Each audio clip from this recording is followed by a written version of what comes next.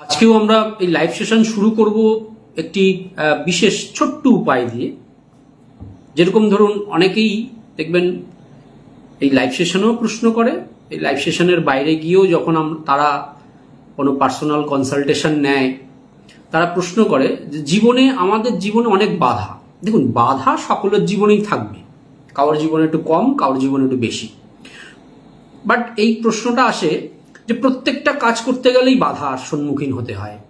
ঠিক আছে, প্রত্যেকটা কাজ করতে যাচ্ছি, কোনো কাজ স্মুথ ভাবে হয় না, প্রত্যেকটা কাজে বাধা, বন্ধকতা, অসফলতা মুখোমুখি হতে হচ্ছে।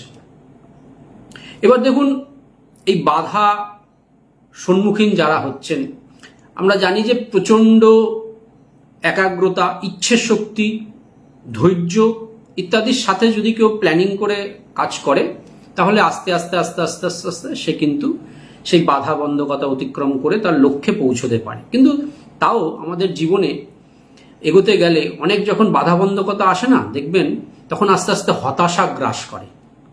সেই হতাশার জায়গা থেকে যখন আপনাকে বেরোতে হবে, তখন কিছু প্রতিকার, কিছু টোটকা, কিছু উপায় তখন প্রয়োজন পড়ে। যত বীর হই না কেন আমরা, যত সাহসী হই না কেন আমরা, দেখবেন এইরকম বাধার সম্মুখীন হতে হতে অনেকেই দেখবেন একটু হতাশাগ্রস্ততা, ঠিক আছে, একটু ফ্রাস্ট্রেটেড হয়ে যায়। ঠিক আছে, তখন তারা দিক বিদিক শূন্য হয়ে যায়, তখন বুঝতে পারে না যে এবার কি করব, হোয়াট নেক্সট, আমাদের কি করণীয় এরপরে।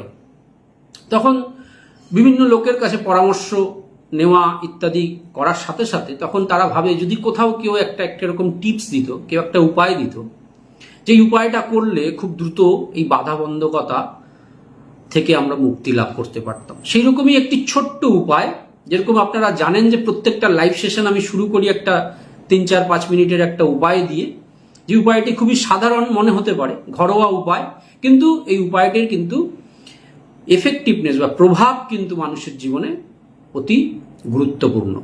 তাই এই উপায়টি করতে হবে শনিবার দিন। শনিবার দিন আপনারা একটা কাচের শিশি নেবেন, সেই কাচের শিশির মধ্যে সর্ষের তেল পুরো ভরে আপনার কাচের শিশিটিকে মুখটা বন্ধ করতে হবে। যদি ধরুন এখন কোনো বিশেষ কাজ, সেই কাজে বারবার বাধা আসছে, তাহলে আপনারা সেই কিন্তু কাজটি একটি যে ইচ্ছে আছে, যে ইচ্ছেটা যে সফল হওয়া দরকার, সেই রকম যেরকম একটা চাকরি পাওয়ার দরকার আছে, বা কারোর বিবাহ হচ্ছে না, এরকম উদাহরণ দিচ্ছি, তো আপনারা কাগজের মধ্যে সেই ইচ্ছেটি লিখেও দিতে পারেন। লিখে এই শিশিটির মধ্যে ভরে, যেটার মধ্যে আপনারা সর্ষের তেল ঢাললেন, সেটা মুখটাকে বন্ধ করে দিতে পারেন। আর যদি মনে হয় যে না, ইচ্ছে বা এরকম তো অনেকগুলো, এগুলো লেখা সম্ভব না, তাহলে লেখারও দরকার নেই। সেই শিশির মুখটা বন্ধ করে আপনারা কোনো প্রবাহমান জলে গিয়ে এটাকে ভাসিয়ে দিয়ে আসুন, এই শিশিটিকে। ঠিক আছে, এই কাজটি কিন্তু সন্ধ্যার আগে করতে হবে। এই কাজটি প্রবাহমান জলে বিসর্জন দিয়ে চলে এলেন, ভাসিয়ে দিয়ে চলে এলেন। এবার গৃহে এসে, শনিবার দিন এই কাজটি করছেন, তো গৃহে এসে সন্ধ্যার পরে হাত পা ধুয়ে আবার বস্ত্র পরিবর্তন করে আপনারা যে কোনো একটি শনি মন্ত্র 108 বার, শনিদেবের যে কোনো একটি মন্ত্র 108 বার জপ করবেন।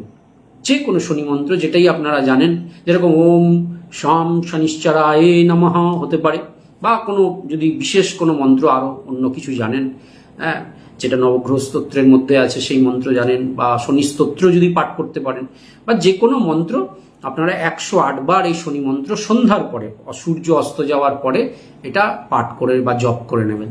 দেখবেন যে বিশেষ যে বাধা বন্ধকতাগুলো আসছে, সেগুলো কিন্তু আস্তে আস্তে আস্তে আস্তে আস্তে কেটে যাবে।